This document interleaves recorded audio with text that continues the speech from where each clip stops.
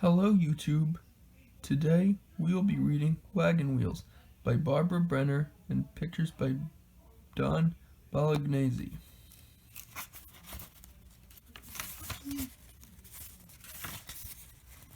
It's copyright 1978 and registered 1993. Part 1. The Dugout. There it is, boys, Daddy said. Across this river is Nicodemus, Kansas. That is where we are going to build our house. There is free land for everyone here in the West. All we have to do is go and get it. We had come a long way to get to Kansas, all the way from Kentucky. It had been a hard trip and a sad one. Mama died on the way. Now there were just the four of us, Daddy, Willie, little brother, and me. Come on, boys, Daddy called. Let's put our feet on free dirt. Crossed the river, wagon, and all. A man was waiting for us on the other side. I am Sam Hickman, he said. Welcome to the town of Nicodemus. Why, thank you, brother, Daddy said. But where is your town? Right here, Mr. Hickman said. We did not see any houses, but we saw smoke coming out of holes in the prairie. Shucks, my dad said. Holes in the ground are for rabbits and snakes, not for free black people. I am a carpenter. I can build fine wood houses for this town. No time to build wood houses now, Mr. Hickman told my daddy. Winter is coming, and winter in Kansas is mean. Better get yourself a dugout before the ground freezes. Daddy knew Sam Hickman was right. We got our shovels and we dug us a dugout. So everyone sees they're digging a dugout. Looks like little brother has a fight rabbit. It wasn't much of a place. Dirt floor, dirt walls, no windows. The roof was just grass and branches. But we were glad to have it dug out when the wind began to whistle across the prairie.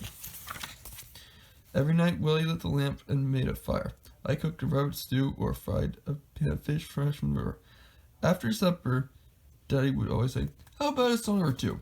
He would take out his banjo and plick a plunk, plick a plunk. Pretty soon that dugout felt like home. Chapter 2, Indians. Winter came, and that Kansas winter was mean. It snowed all day. Snowed day after day. We could not hunt or fish.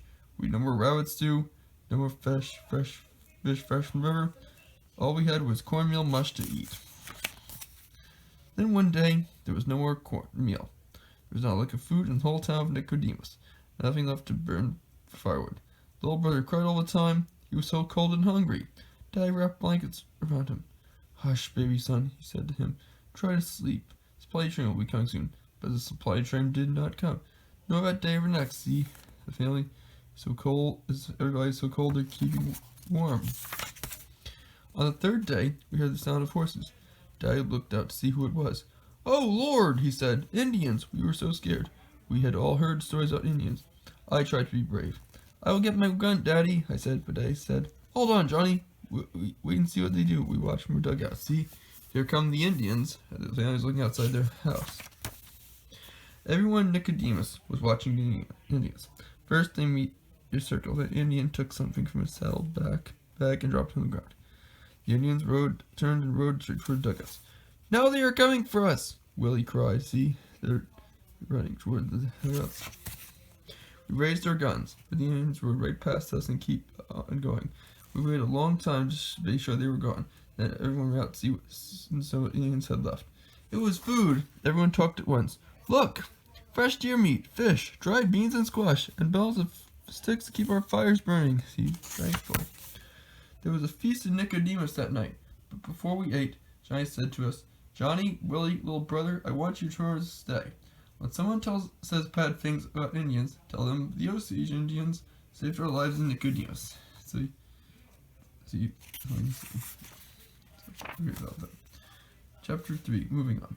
When spring came, Daddy said, Boys, this prairie is too flat for me. I want to find land with trees and hills. I'm going to move on. I said, I will start loading the wagon. But Daddy said, Hold on now. I want you boys to say, You have shelter and friends here. I will go along. I will send for you when I find a place. See, I was scared to stay alone. So was Willie. Poor little brother tried to Daddy saying, we all listen as Daddy told us. I will leave a cornmeal for your bread, and salt for your meat, and some molasses for your sweet. You be good boys, you hear? Take care of little brother. Never leave him out of sight. There were tears in Daddy's eyes when he said goodbye to us. Mrs. Sadler and Mrs. Hickman said, "That Ed Moley must be off his head to leave you poor babies all alone." I told them, "I am no baby. I am 11, and Willie's 8. We can take care of ourselves. Little brother's only 3. We can take care of him too. We did what our daddy told us. We hunted, and fished, and cooked, swept the out clean. We even baked our own cornbread. See?" It's Johnny with a sack bag in his hand.